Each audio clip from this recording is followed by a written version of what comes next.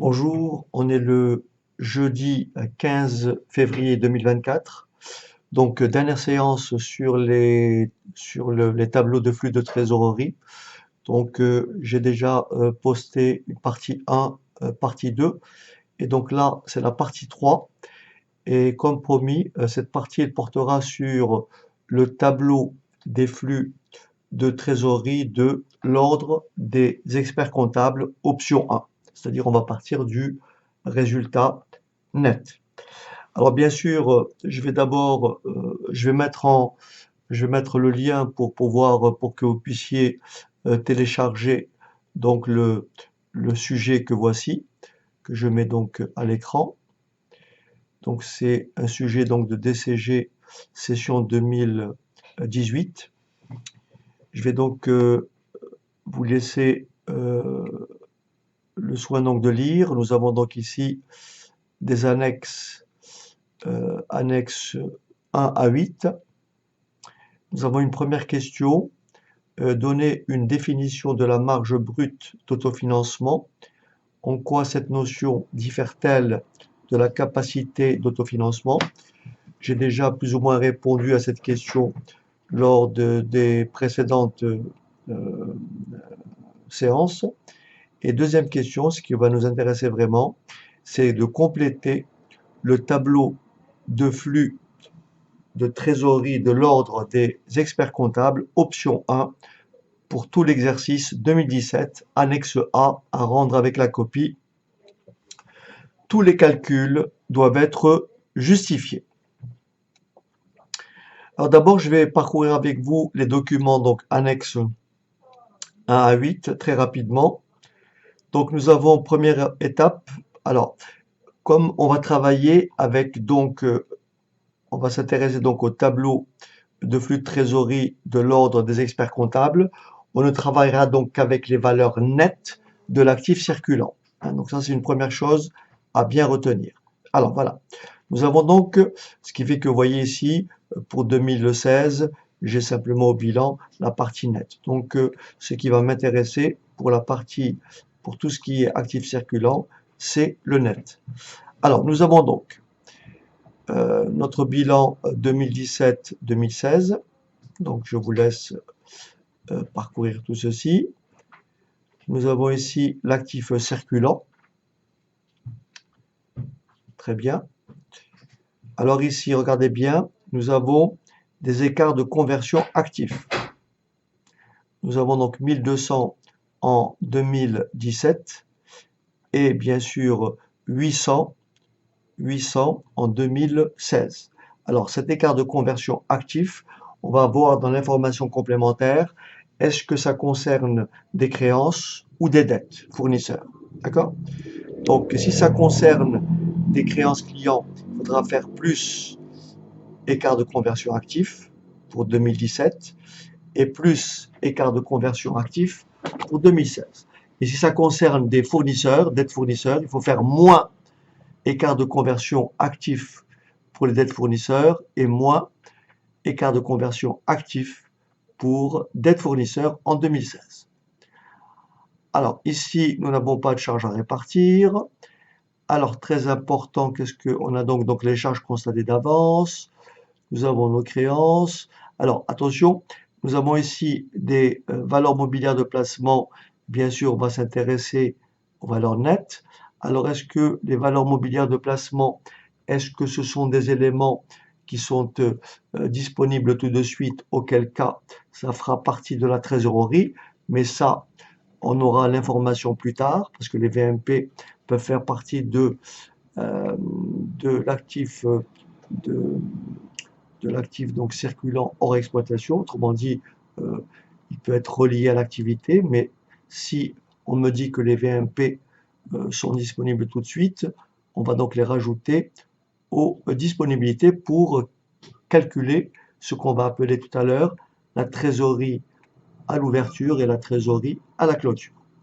Donc voilà pour la partie actifs et actifs immobilisés et actifs circulants. Ensuite, nous avons le passif 2017 et 2016. Donc là, on remarque plusieurs choses. on remarque que le capital social a augmenté.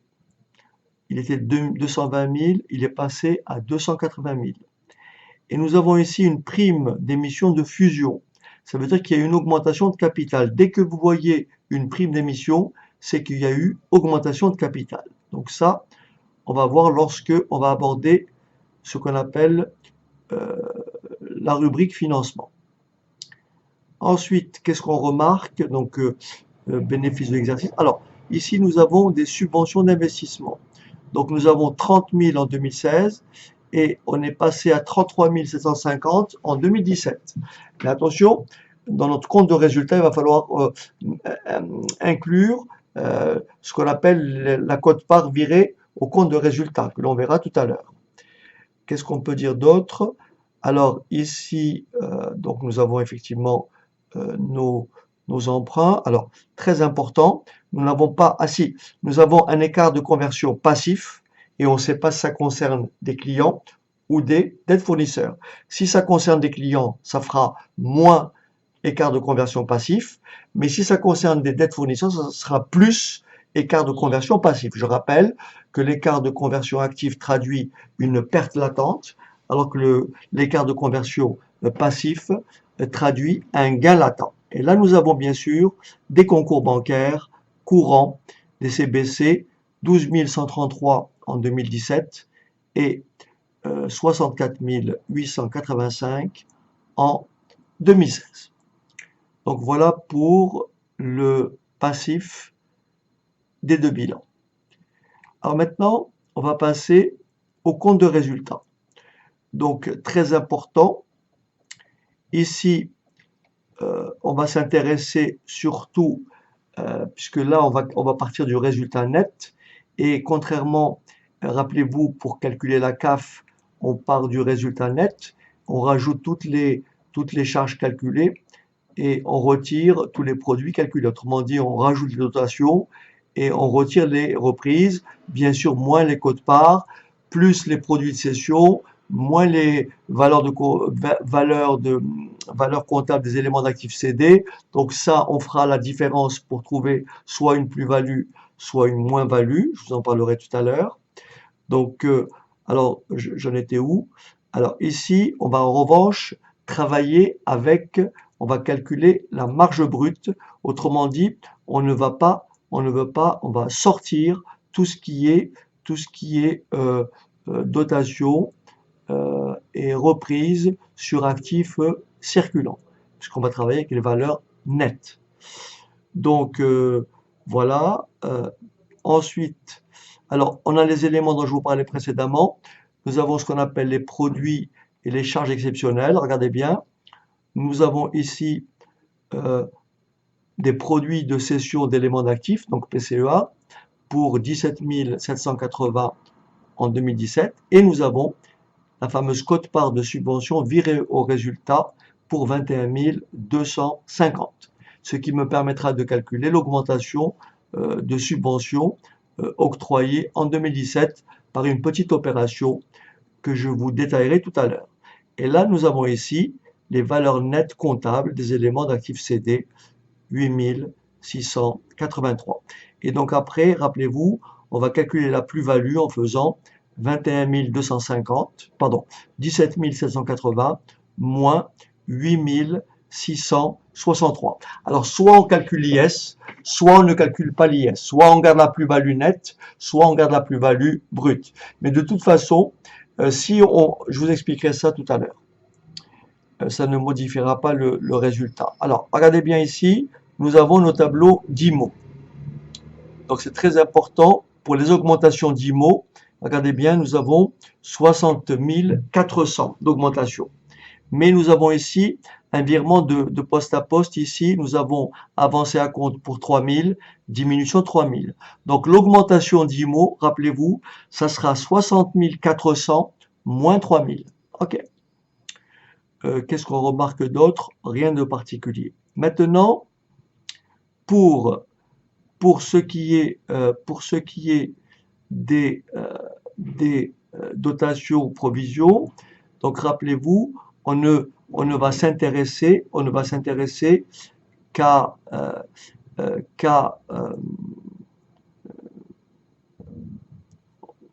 va neutraliser tout ce qui est actif, tout ce qui est dotation et reprise, enfin dotation nette de reprise sur actifs circulants.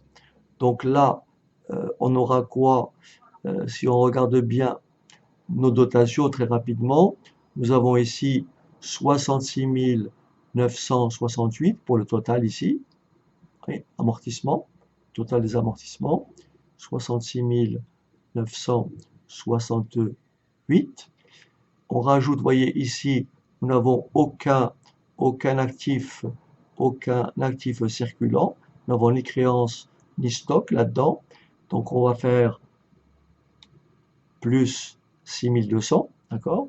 Donc plus 66 968 plus 6200. Donc là, je suis en train de calculer le total des amortissements et provisions. Et bien sûr, on va faire moins 800. D'accord? Une fois que j'ai trouvé la marge brute, je vais bien sûr faire 66 968 plus 6200 moins 800. Je vous montrerai tout à l'heure une autre façon de faire ce calcul-là, mais à mon sens, le plus simple, c'est celui-là. Alors, qu'est-ce qu'on remarque d'autre? Voilà, la fameuse information complémentaire. Alors, donc ici, la fameuse information complémentaire, elle dit quoi? Les charges et produits constatés d'avance sont liés à l'exploitation, donc là, il n'y a pas de problème. Attention, les écarts de conversion à l'actif concernent les clients et ceux au passif concernent les fournisseurs. Par conséquent, je ferai toujours plus ECA pour ce qui est des clients et je ferai toujours plus ECP pour ce qui est des fournisseurs. Quand je dis ECA, écart de conversion actif pour les clients, plus ECP, écart de conversion passif. Alors attention, nous avons ici les intérêts courus non échus sur dette financière. Elles sont de 2220 en 2017 et de 3020 en 2016. Très important ici, aucun emprunt nouveau n'a été souscrit au cours de l'exercice. Ici aussi une information très importante, une augmentation, je vous l'avais dit tout à l'heure, une augmentation de capital en numéraire a eu lieu en 2017 en prévision d'un important investissement. Rappelez-vous, on a vu que le capital social avait augmenté et on avait vu qu'il y avait une prime d'émission, ce qui va traduire donc une augmentation de capital. Ce sera donc la prime d'émission plus la différence entre capital 2017, capital social 2017, moins capital social en 2016, et ça me fera l'augmentation. Ah, on vous dit ici, attention, une subvention d'investissement a été obtenue en 2017. Donc il va falloir trouver le montant de cette subvention. Rappelez-vous au bilan, vous avez votre très important. Bon, je reviendrai juste après, je finis juste ma série là. Donc ici, vous avez les VMP. Attention, les VMP sont rapidement disponibles, moins de 3 mois. Ce qui veut dire que les VMP qu'on a vu tout à l'heure, elles feront partie de la trésorerie, soit de clôture, soit d'ouverture, selon qu'on est en 2017 ou 2016. Très bien, donc les VMP, ce sont des disponibilités. Alors, il ne sera pas tenu, il ne sera pas tenu compte de la fiscalité sur la plus-value de cession d'IMO. Donc, en fait, on va calculer notre plus-value brute. On ne va pas, si vous voulez, on va pas les calculer net d'IS. Mais en faisant ce calcul net d'IS, on trouvera la même trésorerie quand on fera la trésorerie liée à l'activité plus la trésorerie liée à l'investissement, on trouvera exactement le même montant. Que vous appliquez la fiscalité sur la plus-value ou que vous ne l'appliquez pas, ok? Parce que si vous l'appliquez, comment dirais-je, dans la trésorerie liée à l'activité, vous devez l'appliquer aussi de la même façon dans la trésorerie liée à l'investissement. Rappelez-vous, parce qu'il y a une cession qui va être faite. Donc, c'est une cession qui va être nette d'impôt si vous intégrez la fiscalité. Alors, qu'est-ce qu'on peut rajouter? Donc, tout ça, je n'ai pas besoin. OK. Donc, tout ça, je n'en ai pas besoin. Donc, ça ne sert à rien. OK.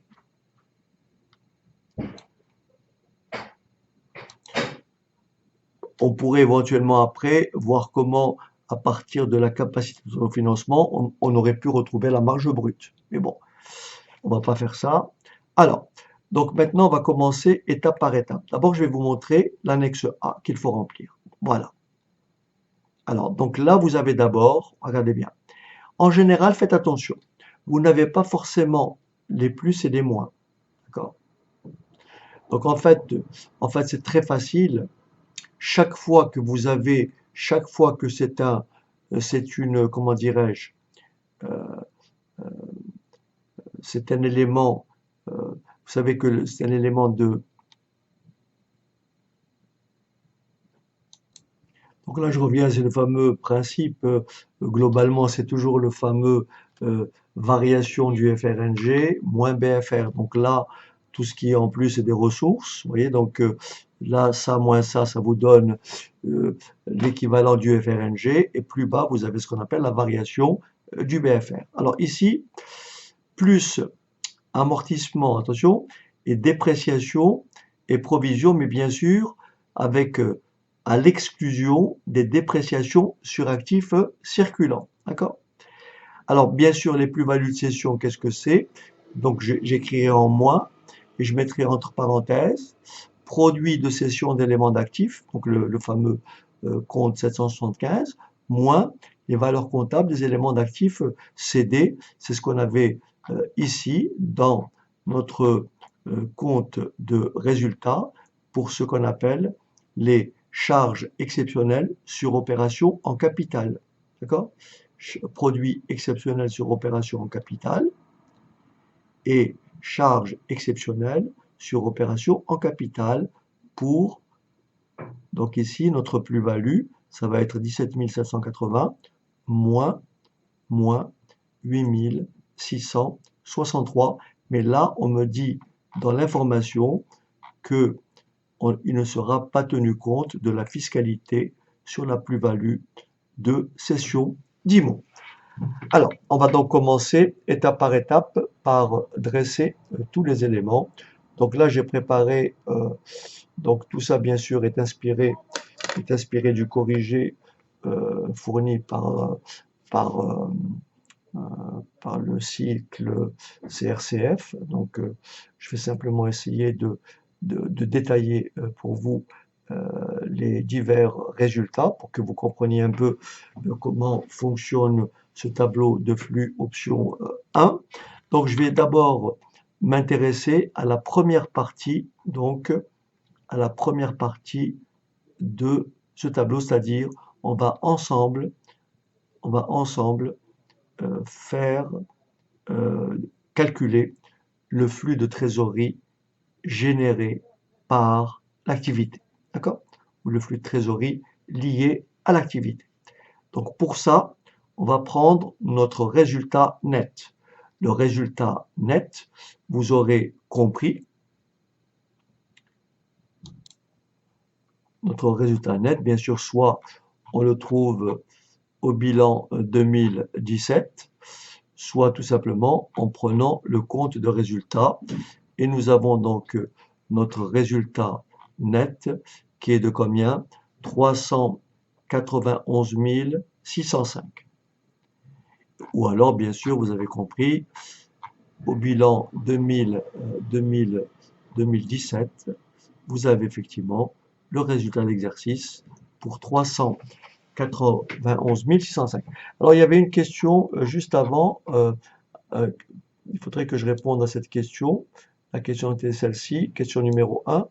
Donner une définition de la marge brute d'autofinancement. En quoi cette notion diffère-t-elle de la capacité d'autofinancement? Donc là, si vous regardez bien l'annexe A,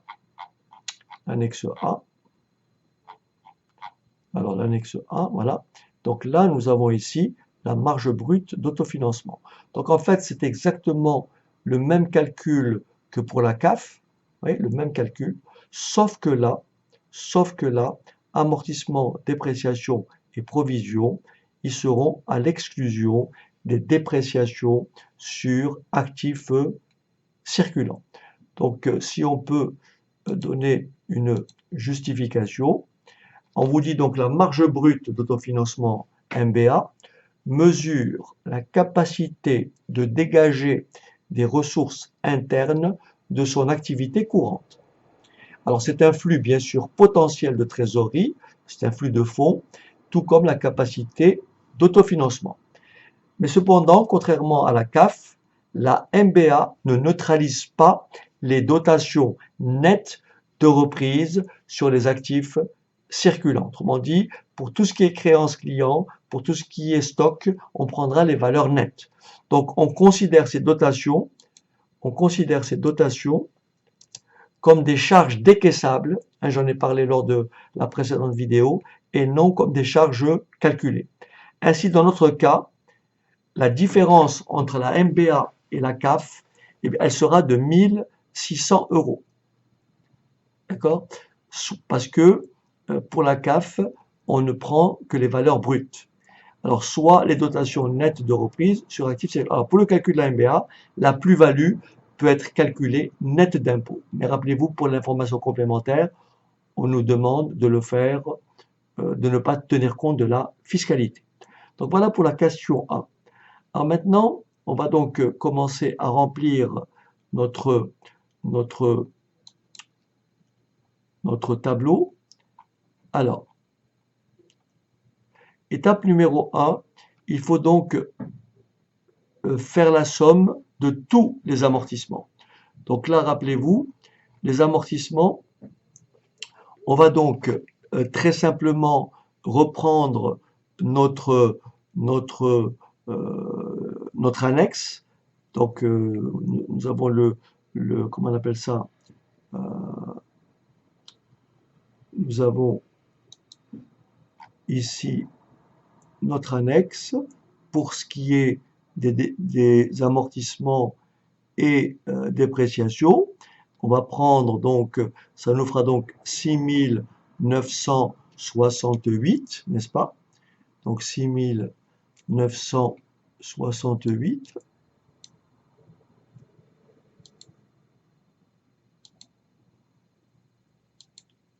Alors 6968. Voilà. Pardon, 66 968 plus 6200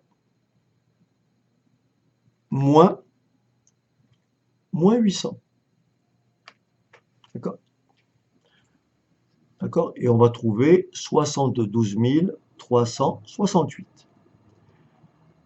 Alors, il y a une autre façon, si on fait comme si on calculait la CAF, donc on calcule les dotations moins les reprises, et on élimine tout ce qui est les dotations. Alors, regardez bien la deuxième façon de faire, c'est on prend, alors donc là j'efface, donc là c'est un calcul direct, hein. Vous voyez, je n'ai pas intégré, vous voyez ici les dépréciations sur stock et dépréciations sur, alors je descends un peu, non, alors,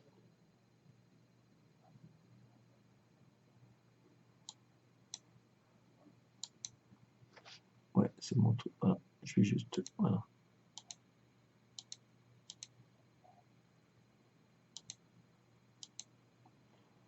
Voilà. Donc ici, je n'ai pas pris autre provision de dépréciation sur compte client, en fait, dépréciation sur l'actif circulant. Je n'ai pris que 66 968 plus 6200 moins 800. On aurait pu bien sûr calculer ça autrement. Alors, si, rappelez-vous, si on devait calculer la CAF, on aurait pris les valeurs brutes, donc on aurait pris quoi? On aurait pris 66 000, donc là j'écris, on aurait pris donc 66 968 en plus 66 000, alors est-ce que ça va l'effacer encore? Ouais, ouais, ça l'efface. Alors on va prendre donc 66 968. On va donc bien sûr rajouter tout ce qui est dotation ici plus 1700 plus ici vous aurez compris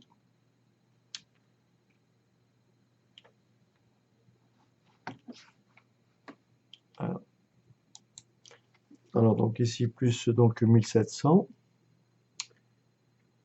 ensuite plus 5000, d'accord? Donc ça, si je calculais la CAF, j'aurais fait ça, donc plus 5000, plus 1200,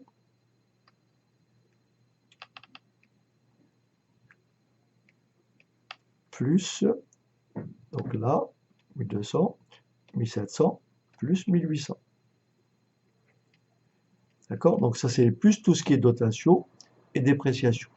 À ça, je retire, rappelez-vous, les reprises, donc moins entre parenthèses. D'accord? Moins entre parenthèses. Si je calcule donc, je regarde tout ce qui est reprise. Et qu'est-ce que j'ai comme reprise? J'ai effectivement total de reprise 5100. Donc moins 5100. Et bien sûr, plus 800. Donc là, si je devais calculer la CAF, j'aurais effectivement fait ces opérations-là. Mais maintenant, il faut éliminer des dotations nettes de reprise sur actifs circulants. Donc, il faut éliminer les dotations nettes de reprise sur actifs circulants. Donc là, qu'est-ce que je vais faire? Je vais donc éliminer quoi? Donc, je vais prendre ici 3500. Donc, entre parenthèses, 3500 moins là les reprises. Toujours dans la rubrique actifs circulants, moins 5100. Et si on fait le calcul, on va trouver exactement la même réponse, c'est-à-dire on va trouver 72 368. Donc ça c'est pour, encore une fois, le total des amortissements et provisions nettes de reprise. D'accord? Donc là, on va effacer tout ça. OK. Alors, donc là, vous notez, puisque vous avez téléchargé le document. D'accord? Vous avez téléchargé. Alors, voilà, vous notez tout ça. Et donc, si on regarde notre rubrique, donc là, on aura, comme on a dit, 72 368. Rappelez-vous, moins plus-value de cession. Donc, les plus-values de cession, c'était, comme on a dit, je vous rappelle, les plus-values de cession, il faut aller vers donc compte de résultat, n'est-ce pas? Plus-value de cession. Vous allez ici en faisant quoi? En faisant, vous voyez, 17 780, d'accord? 17 780 moins 8 663. D'accord? Moins 8 663, qui devrait nous donner donc une plus-value, alors bien sûr, hors fiscalité, de 9000. Alors de 9117. Mais si on avait calculé net d'IS, donc en 2018, le taux d'IS était de 33 un tiers, donc net d'IS, ça aurait été 9117 que multiplie 2 tiers. Alors 9117 que multiplie 2 tiers. Et en fait, ça tombe juste, c'est pour ça qu'ils ont pris ce nombre-là. 9117 fois 2 divisé par 3, ça fait donc 6078 net d'IS. Voilà. Maintenant, on va s'intéresser à la partie, rappelez-vous, on va s'intéresser maintenant à la quote-part des subventions d'investissement virées au résultat. Donc là, la démarche est très simple. Il faut faire comme ceci. Il faut faire comme ceci. Donc le principe, c'est celui-là. Il faut donc, alors, il faut que je déplace ça. Voilà. Alors, il faut faire donc subvention N égale la subvention inscrite au bilan en N-1 moins l'augmentation, plus l'augmentation, plus la nouvelle subvention, moins la diminution, c'est-à-dire la quote-part virée au compte de résultat, moins la diminution. D'accord? D'accord? Alors, donc si on retourne, rappelez-vous, on nous a dit dans l'information, donc là je vais effacer cette partie-là. Alors, on nous a dit dans l'information juste plus haut alors nous avons ici une quote-part, rappelez-vous, de 21 250. Nous avons une quote-part de 21 250. Mais dans l'information plus bas, on nous dit quoi? Une subvention d'investissement a été obtenue en 2017. Et donc nous, on veut savoir, ah non, mais là non. Là, j'ai pas de problème pour le calcul, pardon. Là, c'est pour après, en fait. Là, je suis désolé. Ce que je vous ai montré là, ce calcul-là, j'en aurai besoin ici lorsqu'on va calculer la subvention d'investissement reçue. D'accord? Donc, cette formule-là, je vais l'appliquer ici. Hein. Donc, je suis désolé. En fait, il est un peu tard. Hein. Il est quasiment 22 heures. Je me suis pris un peu tard, mais bon, je vais aller au bout de cette séquence, comme ça sera acquis. Alors, donc je reviens ici, donc la quote-part, c'est exactement, la quote-part, le montant, c'est exactement cette somme-là que l'on va reporter directement, 21 250. Et donc, on aura ainsi complété cette partie-là. Maintenant, attention, nous avons à calculer le BFR. Alors, donc pour le BFR, variation du fonds de roulement net, donc lié à l'activité.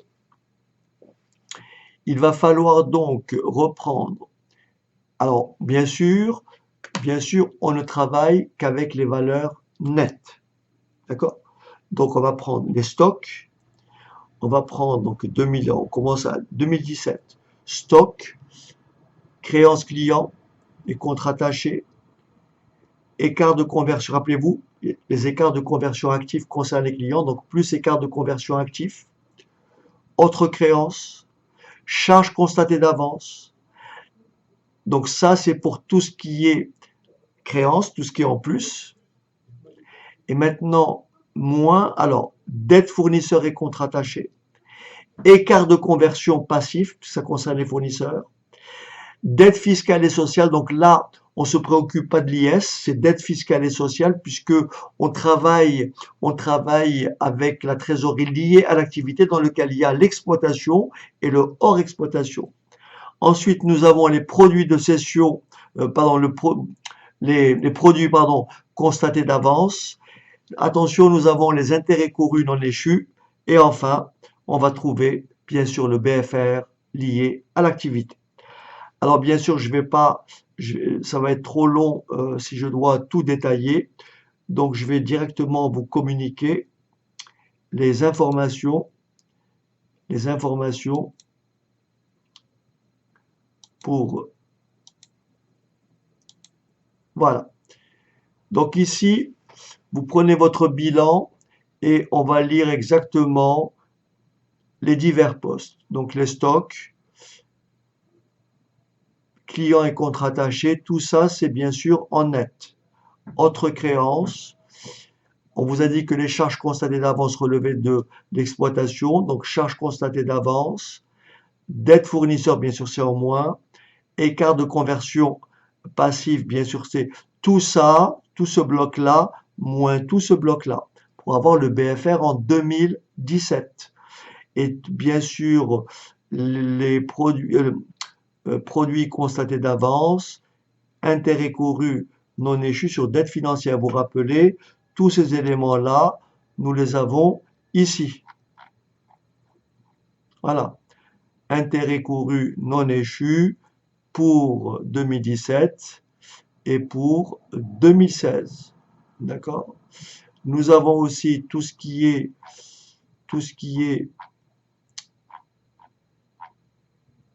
produit, voilà,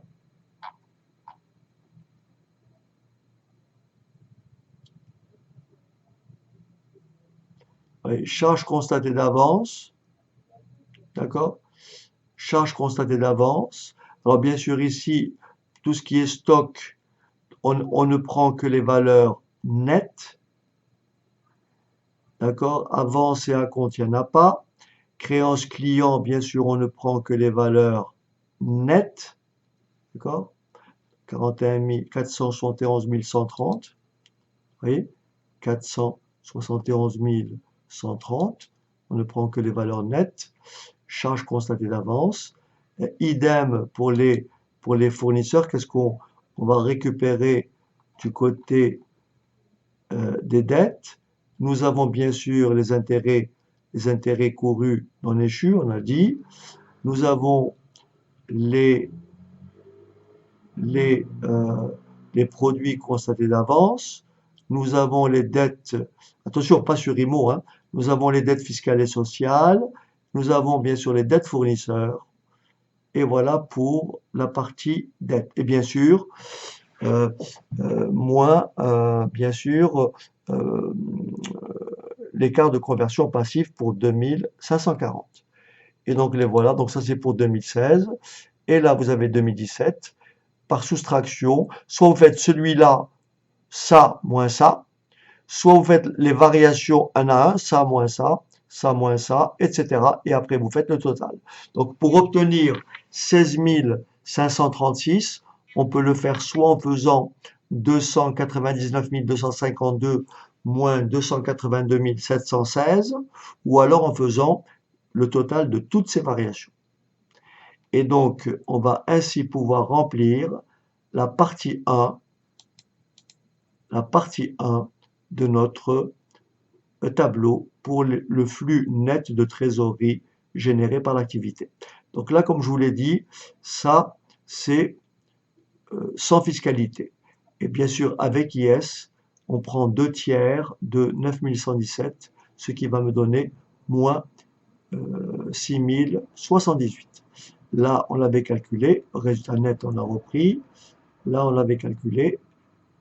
Et bien sûr, notre variation du besoin en fonds de roulement, elle a été calculée ici pour 16 536. Attention, il faut bien retenir que c'est moins le BFR.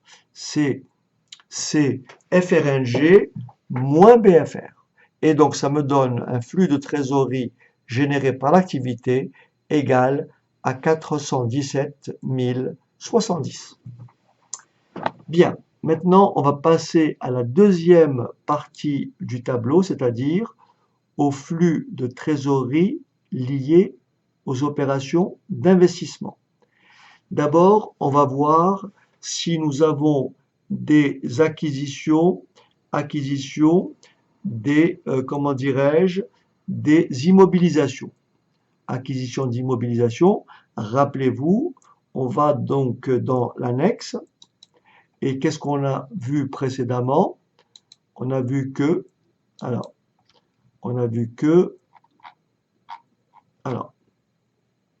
notre annexe. Voilà.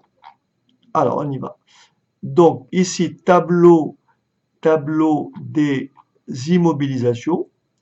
Regardez ici, nous avons augmentation 60 400, mais nous avons des déductions avancées à compte pour 3 000 en 2016. Oui, avancées à compte pour 3 000 en début d'exercice. La preuve qu'elles sont sorties ici. Donc là, on fait 60 400 moins 3 000, ce qui donne 57 400 que l'on va renseigner dans cette rubrique-là. OK? Alors, regardez bien, session d'IMO. Session d'IMO, c'est ce qu'on avait retrouvé ici. Alors, session d'IMO, attention. Session d'IMO, c'est le fameux compte 775, produit de cession d'éléments d'actifs. D'accord? Qu'on avait effectivement ici. Session d'IMO, c'est là. D'accord?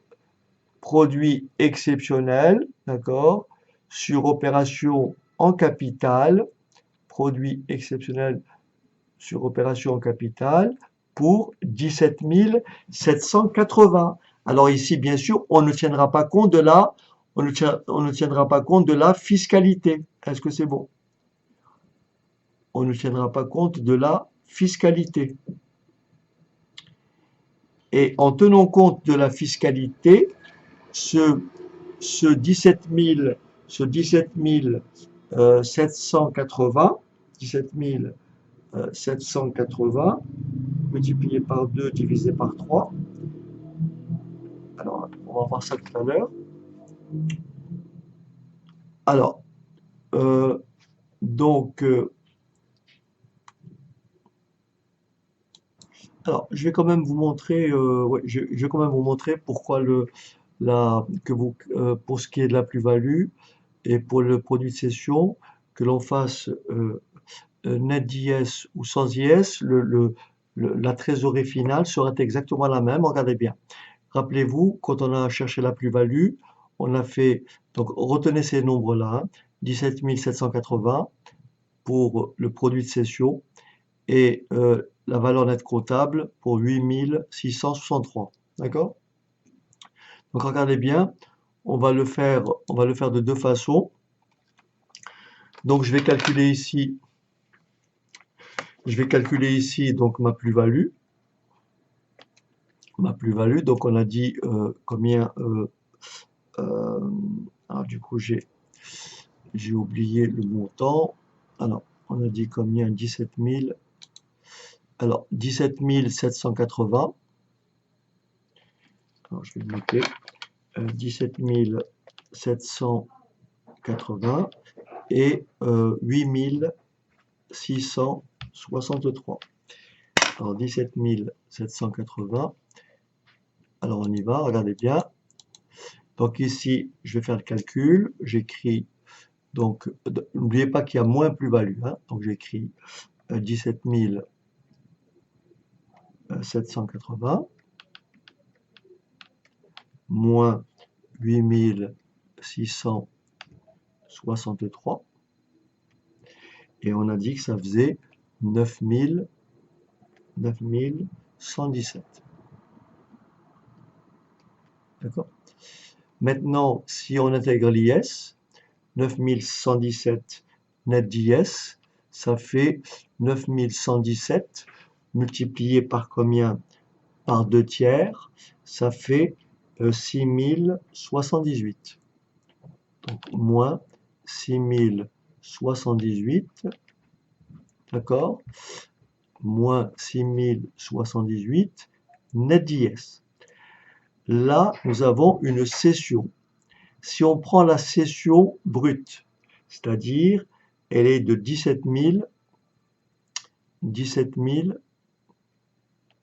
780. Donc là, c'est ma trésorerie liée à l'investissement. Là, c'est ma trésorerie liée au à l'activité. Je fais la somme des deux. Donc je vais faire, si je fais 17 780, bien sûr, moins la plus-value, ça me fait le calcul, 8663. Maintenant, si je calcule ici ma cession nette d'IS, c'est combien ma cession nette d'IS? Donc ça, il faut que je calcule cette valeur-là nette d'IS, d'accord? Alors, je prends ma calculatrice. Donc, si je veux calculer la cession nette d'IS, je fais donc 17 780 moins l'IS. Bien sûr, l'IS sur la plus-value. Donc, 1 tiers de 9117. Et si je fais ce calcul-là, je vais trouver donc une cession nette d'IS égale à 14 741. Voilà. Rappelez-vous, lorsque je ne tiens pas compte de la fiscalité, le total de ma trésorerie, c'est-à-dire que je fais trésorerie liée à l'investissement pour 17 000, mais ici, bien sûr, c'est en moins 9 000, je trouve 8 163. Si je tiens compte de ma fiscalité, cette fois-ci, la trésorerie donc liée à l'investissement, c'est 14 742. Bien sûr, ça c'est de la trésorerie en moins, donc moins 6 078, ça c'est net d'IS, et ça c'est net d'IS. Si je fais cette opération-là, je trouve de la même façon, enfin j'espère, donc 14 000, c'est plutôt 141, 17 000, voilà. Si je fais cette opération, je trouve bien 8 663. Voilà, donc c'était bon à savoir. Alors donc là, on vient donc de calculer la cession d'IMO. Alors maintenant, il faut que je calcule la réduction d'IMO financière. Alors il faut que je calcule la réduction d'IMO financière. Oui, donc là, il n'y en a pas, réduction d'IMO. Alors, acquisition d'IMO, je crois qu'on en avait parlé tout à l'heure. Acquisition d'IMO, qu'est-ce qu'on a dit? Dans le tableau des IMO, n'est-ce pas? Nous avons bien sûr ici pour 64 000, tac, augmentation des IMO. Nous avons ici pour 60 400, mais nous avons une avancée à compte donc de 3 000, ce qui me fait donc un solde de 60 400 moins 3 000, soit 57 400. Donc pour cette rubrique-là, donc ici, nous sommes à 57 400. Donc là, je vais effacer un petit peu.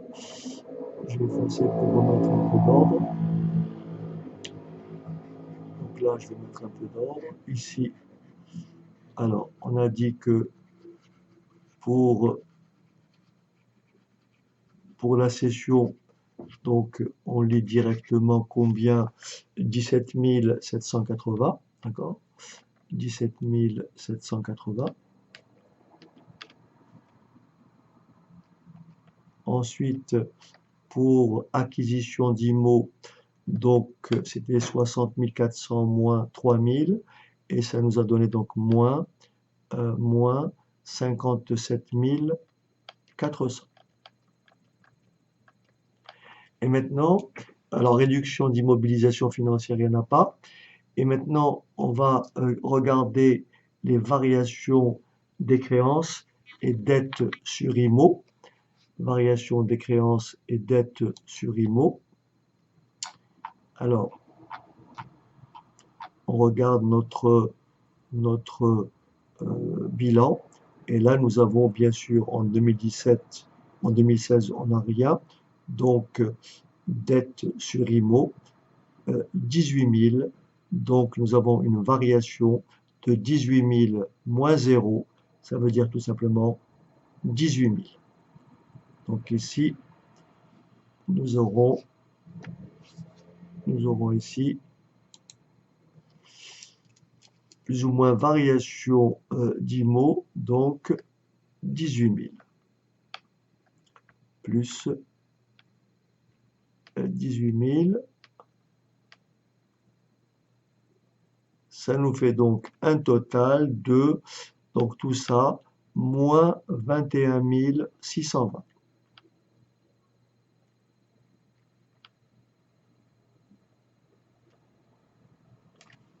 Moins 21 620. Donc faites attention bien, effectivement au signe ici, hein, plus 18 000, parce qu'en fait ici, il y a écrit plus ou moins variation des créances. Rappelez-vous le BFR quand vous le calculez, c'est bien sûr, donc je fais moins, entre parenthèses, créance sur IMO,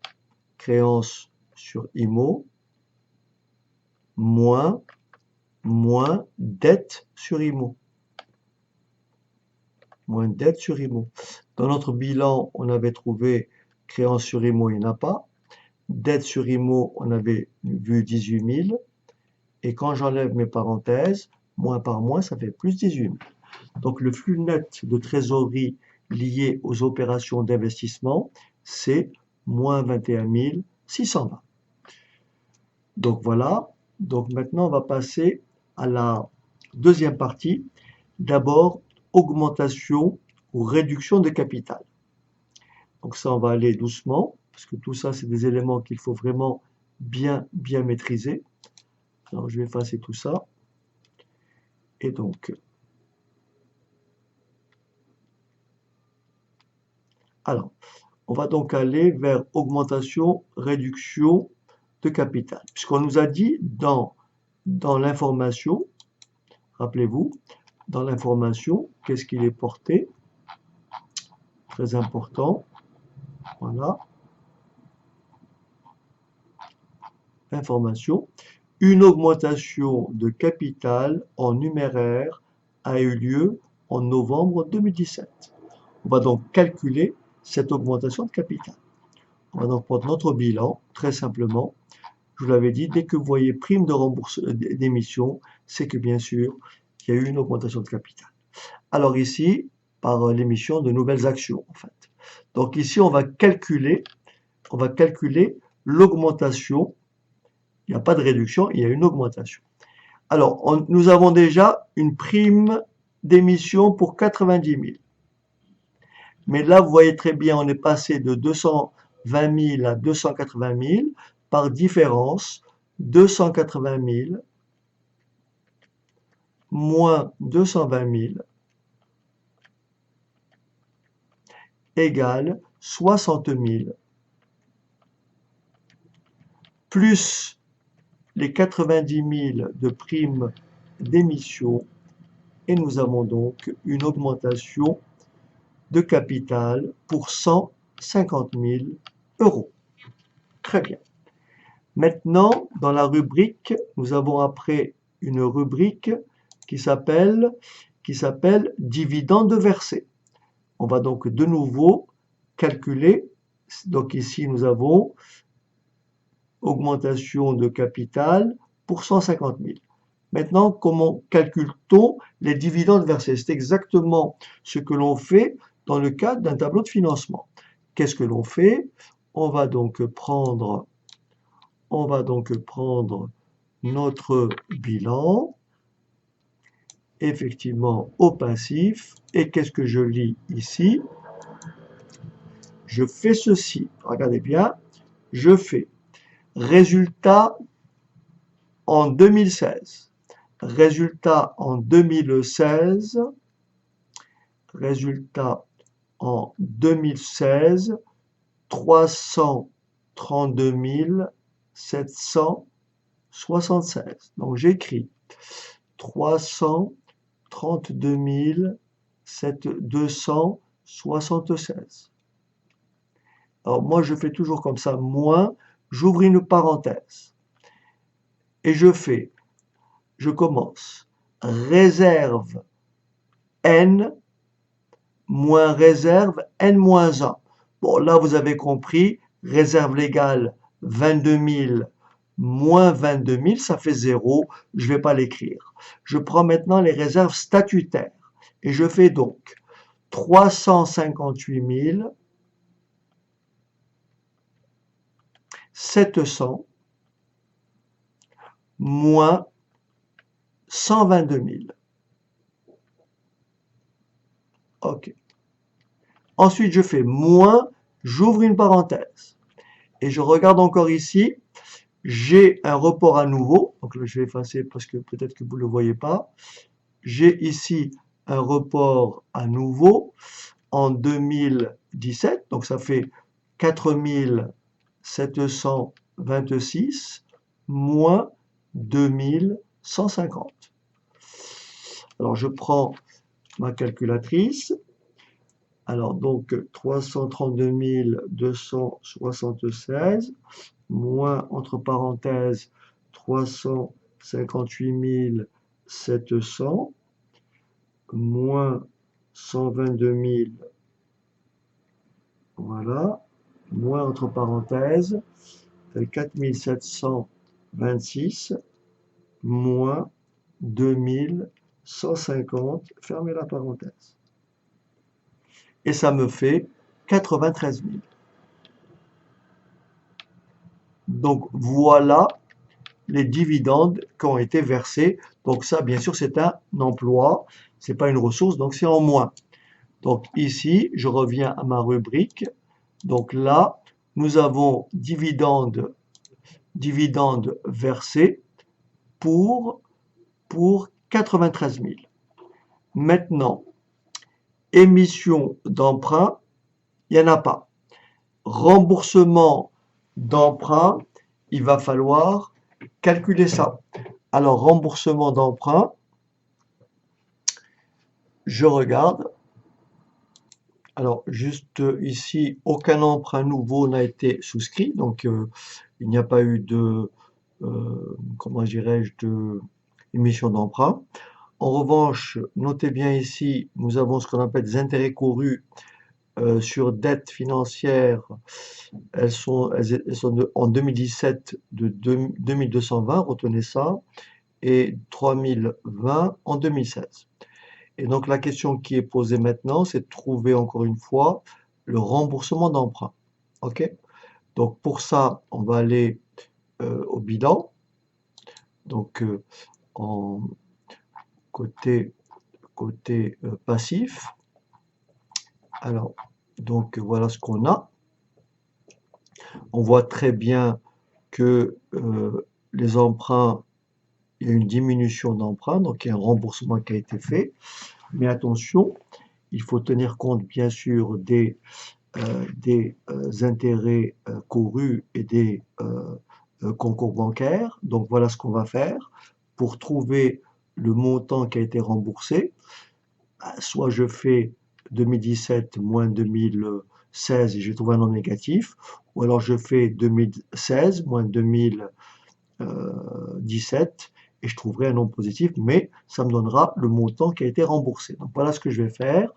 Je vais prendre la rubrique ici, je vais faire donc 236 353, je vais retirer donc les CBC, donc concours bancaire pour 12 133. Je vais retirer, rappelez-vous, les intérêts courus pour 2220. Pour 2016, je vais faire moins 64 885, moins les intérêts courus pour 3020. Donc si je fais mes deux opérations séparément, dans le premier cas, ici ça me fera 236 353 moins 12 133 moins 2220, ça me fait 222 000. 222 000. Maintenant, si je prends l'autre partie, 369 905 moins 64 885 moins 3020, ça me fait 302 000. 302 000. Si je fais 302 000 moins 222 000, je trouve 80 000. Donc, il y a une diminution, un remboursement d'emprunt pour 80 000. Donc ici, j'aurai 80 000. OK. Attention maintenant, la subvention reçue. La subvention reçue, on va retourner, qu'est-ce qu'on avait dit? Donc je vais reprendre l'opération tout à l'heure. Et là, on aura bientôt terminé. Donc, je vais reprendre l'opération de tout à l'heure. Alors, tac. Je voulais effacer. Voilà, la gomme, c'est celle-là. OK. Donc, on y va.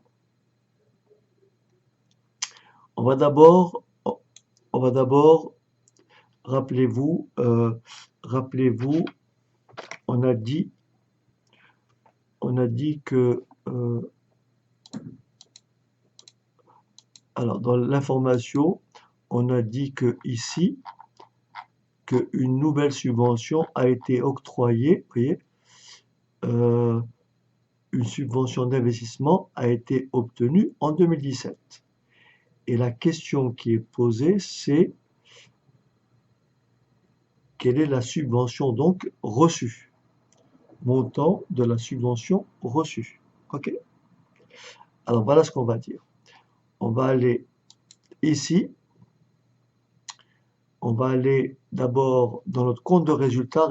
Rappelez-vous la quote-part. La quote-part de subvention virée au résultat, elle est de 21 250. Donc je note 21 250 pour la quote-part. Donc voilà ce qu'on va calculer. Donc ça, c'est ce qui a été viré. Donc ça, c'est mon remboursement. Ce que je cherche, c'est la subvention reçue, c'est l'augmentation. Et donc, pour ça, je vais dans mon bilan, côté passif. Alors, il se trouve juste avant. Voilà. Voilà. Alors, nous avons ici, au bilan, voilà ce qu'on a. Subvention d'investissement. Donc, voilà le schéma tout à l'heure que j'avais inscrit, mais je m'étais trompé avec la quote-part. Donc, voilà, je reprends mon opération. Rappelez-vous, on a écrit quoi? Subvention en N.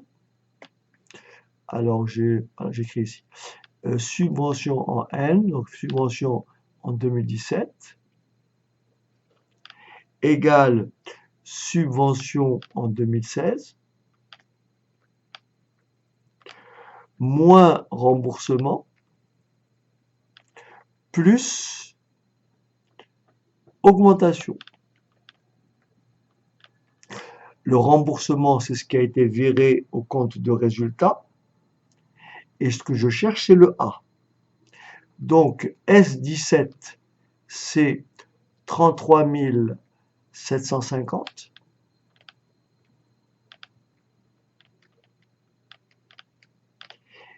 Égale S16, 30 000.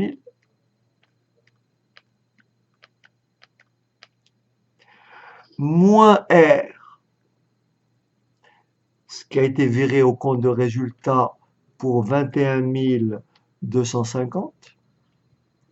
Et bien sûr, plus l'augmentation, c'est ce que je recherche. Donc, on fait cette opération-là, 21 250. Donc, grand A est tout simplement égal à 33 750 moins 30 000 plus 21 250. Alors, je vérifie quand même.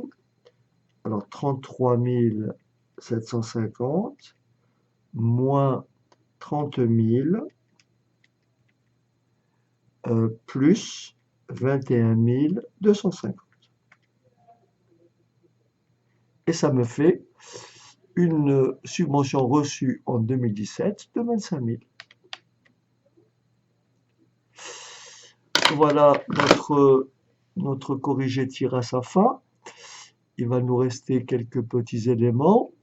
Rappelez-vous, donc là, on a calculé tout ce qui est, alors qu'on soit d'accord, on a calculé tout ce qui est augmentation, réduction, dividende, émission d'emprunt, il n'y en a pas, remboursement d'emprunt, on a calculé, subvention d'investissement, c'est 25 000, variation de BFR, il n'y a pas eu de, comment on appelle ça, de capital souscrit appelé non versé, ni en 2016 ni en 2017. Par conséquent, il n'y a aucune variation de BFR liée au financement. Et donc, on peut ainsi calculer le flux net de trésorerie lié aux opérations de financement. Tout ça, je vais vous donner après tout le détail. Maintenant, on va passer à ce qu'on appelle la variation de la trésorerie. C'est quoi? C'est tout simplement le solde A plus le solde B plus le solde C. Mais pour vérifier notre réponse, il faut que l'on calcule la trésorerie d'ouverture et la trésorerie de clôture. C'est ce qu'on va faire d'abord et ensuite on va vérifier toutes nos réponses. Alors, pour calculer donc la trésorerie d'ouverture, rappelez-vous, les VMP étaient mobilisés, les VMP font partie de la trésorerie puisque elles sont disponibles à 3 mois, donc on peut les intégrer dans la trésorerie. Alors, nous avons donc à la trésorerie d'ouverture en 2016, nous avons le net en VMP. Alors, regardez bien, je calcule en 2016, ça me fait 187 000, vous voyez, alors j'écris, 187 000, alors voilà, pour 2016, 187 191, donc 187 191, bien sûr, plus les disponibilités, 5700, plus 5700. Attention, nous avons bien sûr la trésorerie passive, nous avons un concours bancaire en 2016, et donc on va aller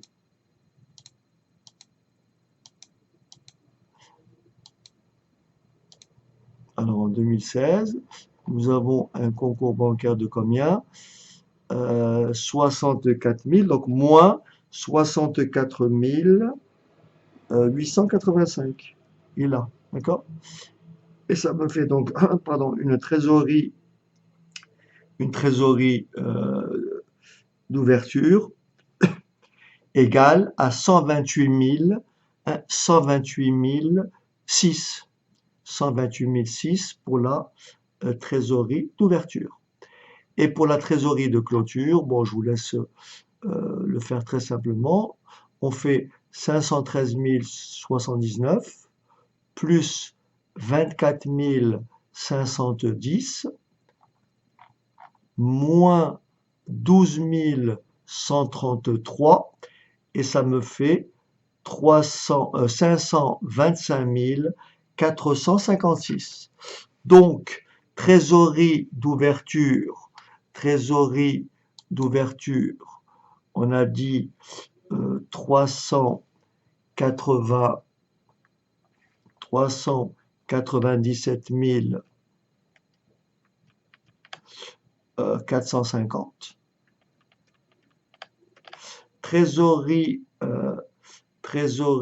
pardon, j'ai des bêtises. Alors,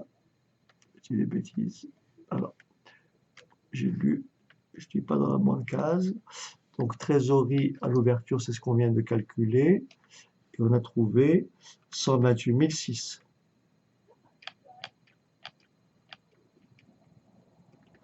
Et à la clôture, on a trouvé 525 456. Et si je fais ça moins ça, je vais retrouver la trésorerie, la variation de trésorerie, c'est-à-dire en faisant grand A plus grand B plus grand C. Voilà, donc corriger tire à sa fin. Bon, j'y suis presque. Je vais quand même vous montrer le détail de tous les calculs, histoire d'avoir une vision plus globale. Donc encore une fois, là je m'adresse à mes étudiants de façon directe. N'hésitez pas à reprendre une feuille de papier et à tout, à tout noter afin de faire une fiche. Donc si vous avez un tableau de flux de trésorerie cette année, vous devez tout à fait le réussir et je pense que vous en aurez un. Ça, je vous le dis comme ça au passage. Alors voilà ce qu'on a donc obtenu. Donc notre résultat net. Donc là, rappelez-vous, là on a calculé net d'IS avec IS. Et donc, comme je vous l'ai expliqué, si vous faites la somme, vous obtenez exactement la même trésorerie que, mais là, dans le sujet, on me demande de ne pas intégrer de fiscalité. Voilà. Donc, tous ces éléments-là, ah oui, donc ça, c'est la marge brute. Là, c'est le flux net de trésorerie lié à l'activité. Là, c'est le flux net de trésorerie lié aux opérations d'investissement. Là, c'est le flux de trésorerie lié aux opérations de financement. Et si je fais ça, plus ça, plus ça, j'obtiens 397 450. Et de la même façon, si je fais 525 456 moins 128 006, j'obtiens exactement les mêmes valeurs. Donc voilà tous les éléments que l'on a calculés précédemment. Donc là, c'est ce que je viens de vous montrer. Donc là, c'est le tableau des amortissements et provisions. Là, c'est une deuxième façon de calculer. Donc là, c'est comme si je calculais la CAF, en fait, et j'élimine les dotations nettes de reprise. Hein. Et là, vous voyez, la différence, elle est de 1600, en fait. C'est ce que j'ai indiqué ici, vous voyez, la différence entre la MBA et la CAF est de 1600, c'est 433 606 moins 432 606. Puisque, rappelez-vous, la marge brute, elle était de combien? 433 606. Alors que la CAF, elle est de 432 606. Nous avons une différence de 1600. Très bien. Alors, donc ça, on l'a montré. Ça aussi. Donc la différence, elle est là. Donc ça, c'est tout ce que j'avais énoncé précédemment pour la variation du BFR. Donc ça, il faut bien l'apprendre par cœur. Hein. Stock, clients et contrats attachés, écart de conversion actif, comme ça concerne des clients, donc c'est plus, autres créances, charges constatées d'avance, dette fournisseurs et contrats attachés, attention, écart de conversion passif, comme ça concerne des fournisseurs, donc c'est forcément euh, euh, en moins, hein, puisque là on est en dette, hein, donc en moins, dette fiscale en moins, produit constaté d'avance, intérêt couru non échu. Voilà. Et vous avez votre variation du BFR. Voilà. Donc vous avez quasiment tout. Donc ça, c'est les flux liés à l'investissement. Ensuite, le flux lié à la trésorerie. Et nous avons après donc tout ce qui est augmentation, on a calculé tout ça. Augmentation, voilà, variation des créances. Euh, euh, ah oui, donc là, le fameux augmentation de capital, rappelez-vous, c'est 60 000 plus 90 000, donc tout ça, on l'a calculé. Remboursement d'emprunt, Donc là, j'ai fait le calcul beaucoup plus facile, hein. Donc j'ai pris, bon, je reprends pas tous les calculs, hein, comme ça on l'a fait ensemble. Voilà, dividende versé, je vous ai expliqué la méthode. Subvention, je vous ai expliqué comment on le calculer. Là, voilà pour trouver la trésorerie, clôture, trésorerie, ouverture. Je prends disponibilité plus VNP moins les concours bancaires. Et puis, trésorerie de clôture, trésorerie d'ouverture. Voilà.